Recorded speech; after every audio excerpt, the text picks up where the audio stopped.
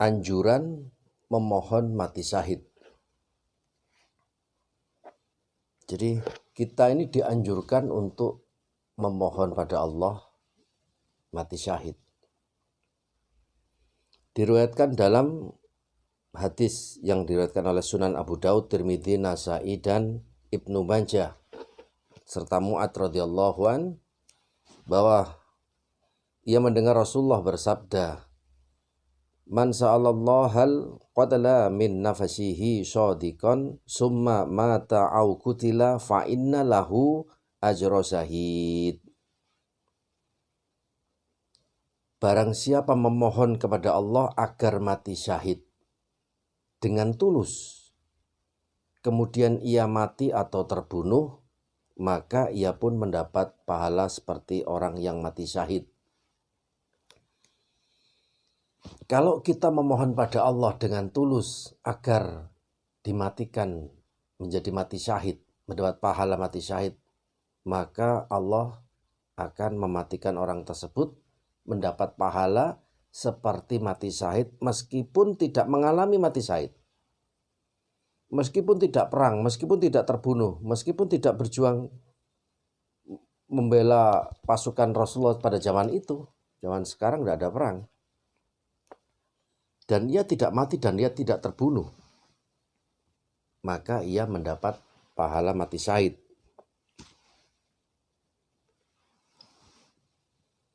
Diriwayatkan dalam Sahih Muslim dari Anas radhiyallahu an bahwa Rasulullah bersabda, barang siapa mohon dengan tulus supaya mati syahid, ia pun diberi pahalanya walaupun tidak mengalaminya.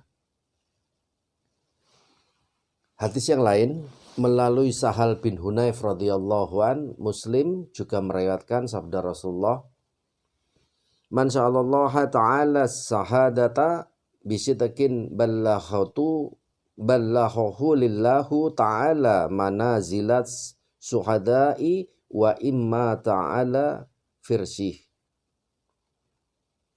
Barang siapa memohon dengan tulus kepada Allah Subhanahu wa taala supaya mati syahid, niscaya Allah menyampaikannya, mengabulkannya kepada derajat para syuhada walaupun ia mati di atas tempat tidurnya. Meskipun ia mati di atas tempat tidurnya, karena ia sudah berdoa minta supaya dimatikan menjadi mati syahid, maka Allah menyampaikannya pada derajat para syuhada. Jadi mendapat pahala seperti para syuhada, orang-orang yang mati syahid.